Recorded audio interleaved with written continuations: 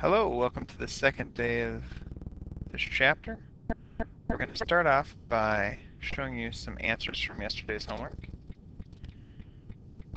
Pause the video if you need more time. And here is the second page. Again, pause the video if you need more time. We're going to learn today about the reciprocal properties, quotient properties, and Pythagorean properties of for trigonometric ratios. And we are also going to learn how these three properties can help us simplify certain problems. Now the reciprocal properties are that secant is 1 over cosine, cosecant is 1 over sine, and cotangent is 1 over tangent. We've already learned these. But cosine of theta is also 1 over secant of theta. Also, sine of theta is 1 over cosecant of theta. And tangent of theta is 1 over cotangent of theta. We call all of these properties reciprocal properties. Now, quotient properties means that quotient is the answer when two things are divided by each other. So sine divided by cosine is tangent. Cosine divided by sine is cotangent. We've learned this one in the past. However, this one, cotangent is cosine over sine, we haven't quite learned yet. Alright, so this one says find without your calculator sine squared 60 plus cosine squared 60. Sine squared 60, well, let's first find the sine of 60, because this is equal to the sine of 60 squared, and this is the cosine of 60 squared.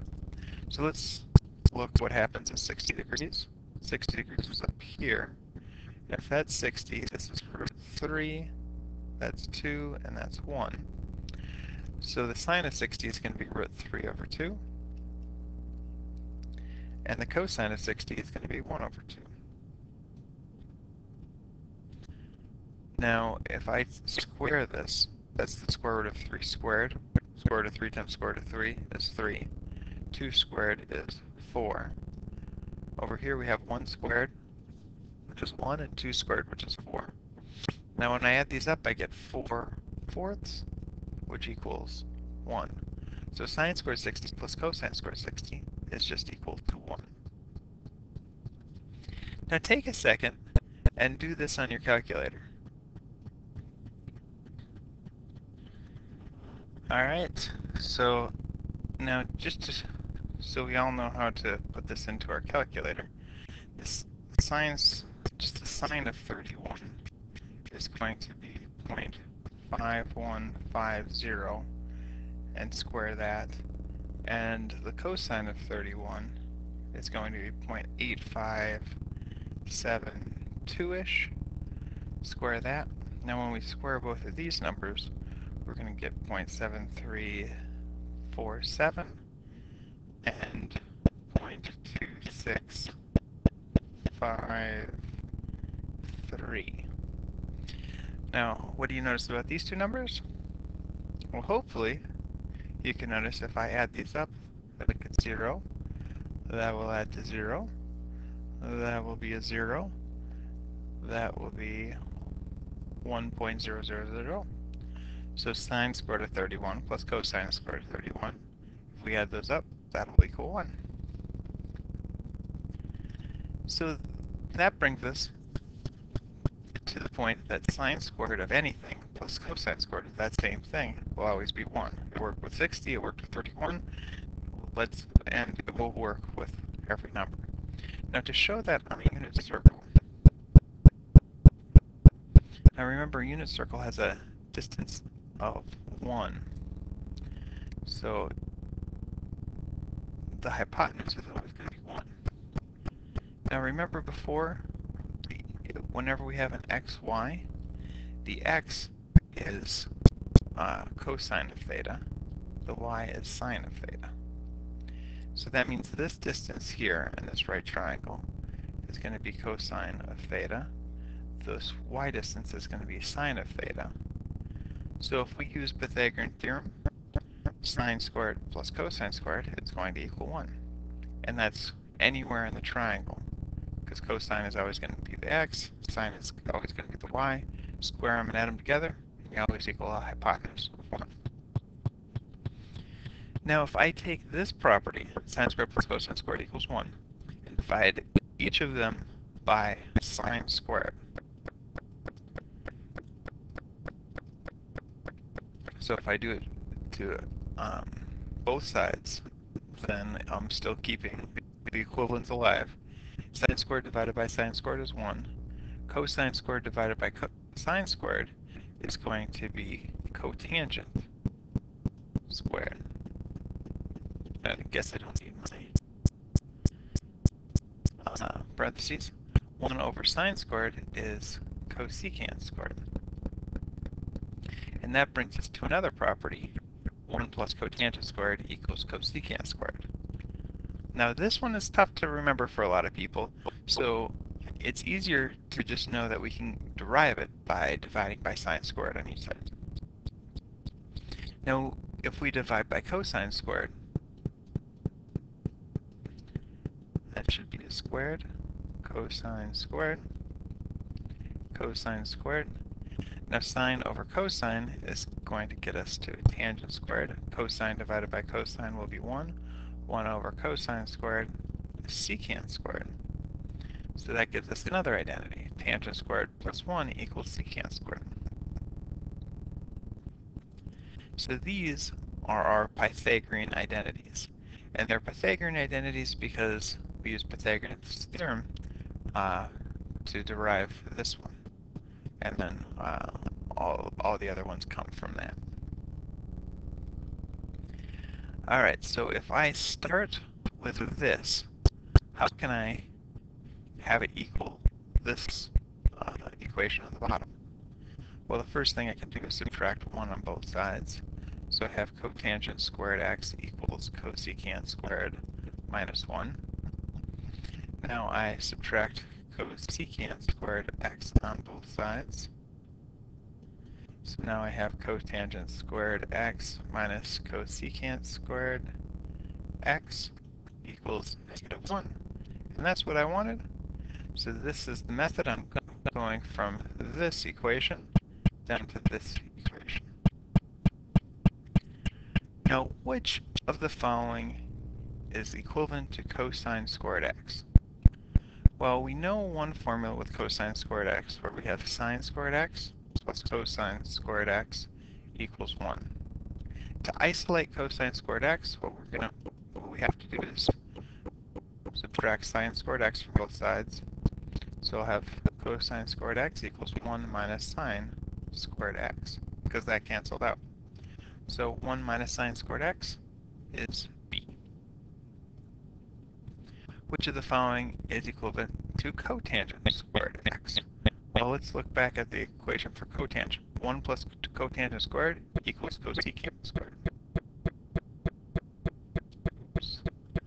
1 plus cotangent squared x equals cosecant squared x. Alright, so now if I want to find cotangent squared x, I just have to subtract 1 on both sides. That cancels out. So cotangent squared x is equal to cosecant squared x minus 1. So D is the correct answer. Alright, these equations represent trigonometric identities. They are true for all angles. So on our graphing calculator, we can graph y equals sine squared x, y equals 1 minus cosine squared x, and having this the normal line, this the bold line. And if you graph them, you'll notice that they have the same exact equation. The second one is just right over the top of the first one. Alright, now this is a little review from yesterday. Let's find each of these values. Now, I'd like you to pause the video and do this on your own, and then come back and see if you got these right. So if I add these, I have 15 for a denominator. So this would be 6. We're multiplying this by 5. So that's 15. So this is 21 15ths. which I could divide each by 3, so this would be 7/5.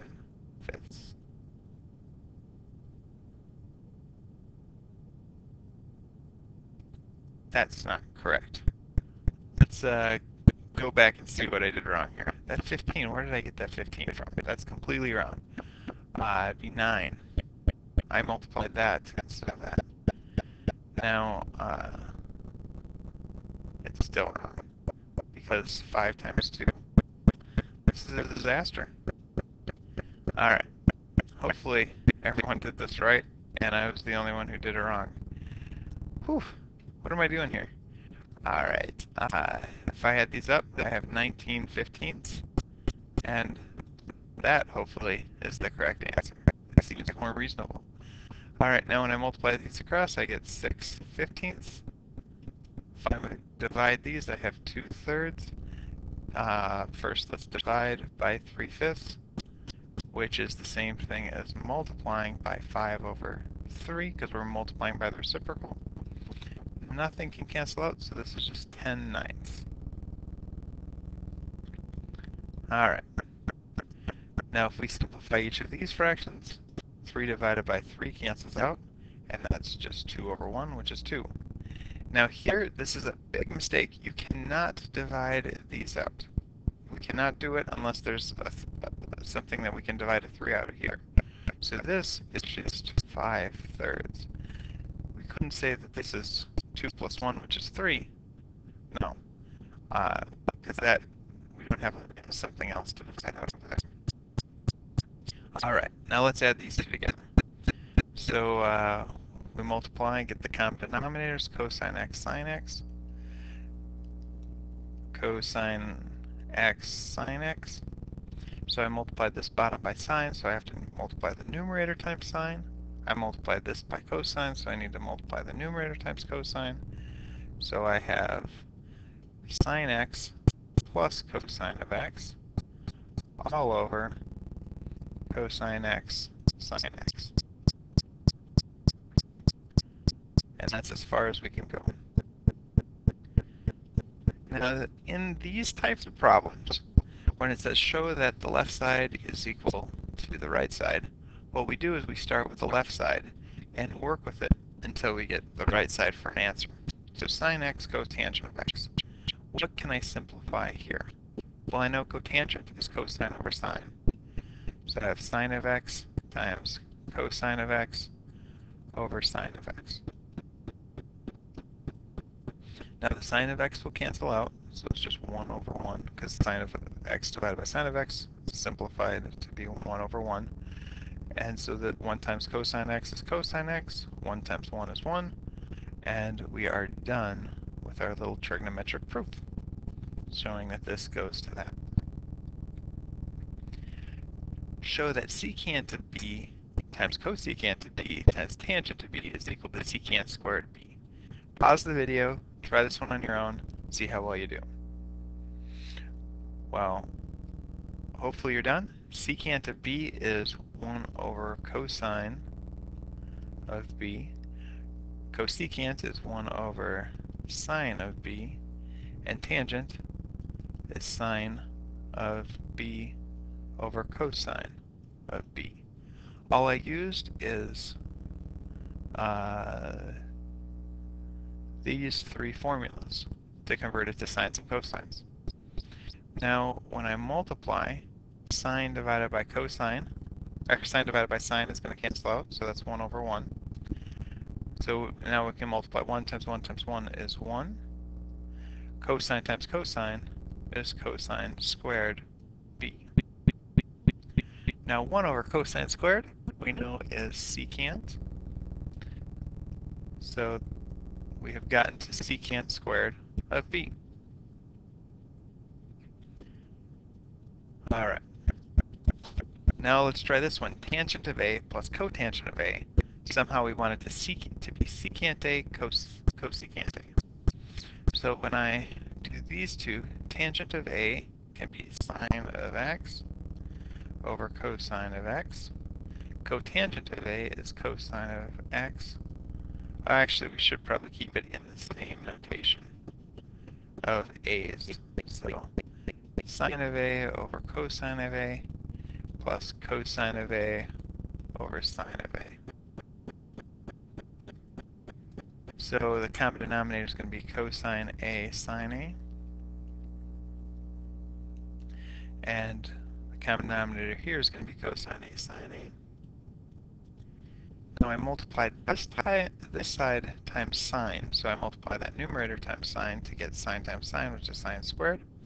I multiply this times cosine. Cosine times cosine is cosine squared.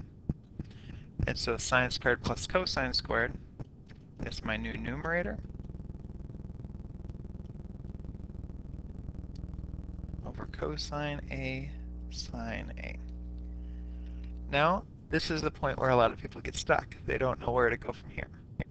Well, sine squared of anything plus cosine squared of anything is always equal to 1.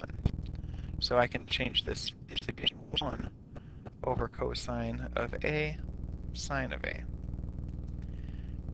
Now that can be simplified into being 1 over cosine of A times 1 over sine of A, which 1 over cosine is secant, 1 over sine is cosecant. And we got to the end of our trigonometric proof. Alright, let's show that tangent of B sine B plus cosine of B equals secant of B. So tangent of B is sine of B over cosine of B. Sine of B is just sine of B over 1. And cosine of B is just cosine of B over 1. In order of operations, we multiply before we add. So sine B times sine B is sine squared B over cosine of B. Now we need a common denominator. So the common denominator is going to be cosine of B.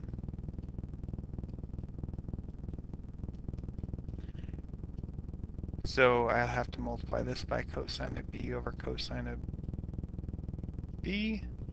So that's going to be cosine squared B over cosine. I don't know why I can't make my C's and I'm turning them to O's right away.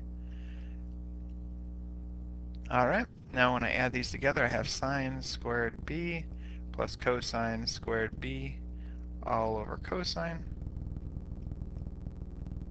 B. Now here's the tricky part. Sine squared B plus cosine squared B. Hopefully everyone recognizes that that equals 1. So this is 1 over cosine B. 1 over cosine B is secant of B. And that's what we have on the right-hand side. And so we've simplified it. All right, now your homework tonight is to do 3 problems from 4.2 and to do 1 through 10 in 4.3. Good luck.